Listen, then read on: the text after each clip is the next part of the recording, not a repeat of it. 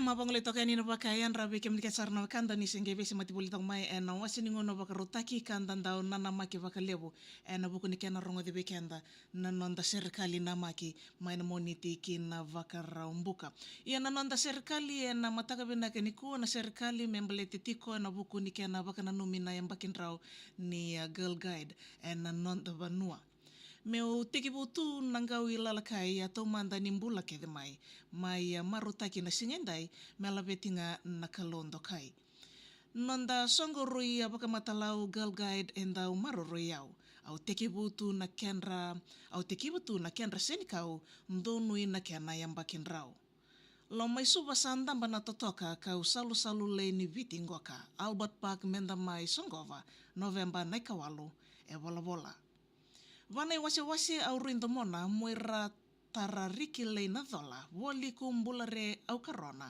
toka lau na wase eloma. Nonda songo sa madha ondua ndolavi mai overlau elebuka karoni November nga na kenabula na ikadhiwa mesongoti tukisuva.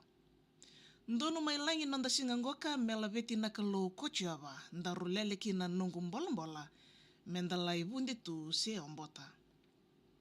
Girl Guide tau yabu mai lebuka Lord Powell tikibuna ndelana Methodist mendalaki dhuva tini kadhiwa ruava au ngai nanuma. Wakan reti kenda viti tau dhoko singendai wataki na kena moto be prepared na nonda waksosolo wakarau rawa nisi singa koto. Visa ni rosiri revinaka ngone lewale ni viti raramba. Veta urilinga wata kevi mai karayanra. Ndayan raba nonda viti ni mataka. Girl Guide ndau kebe yau. Au na karona ni nongu yau. Ni mataka menda na maramasau. Langi na kena yang bakin rau. Au kirea meu waka vinaka. Na vena numi kina rayawa. Girl Guide sa rui kalawa. Mera vua waka vunditu na vuana. Meu tini diriawa na iloloma, sota tale ngai lewa kochiava. Girl Guide isa nungu dhaungoka, waka moedhe na wasa eloma.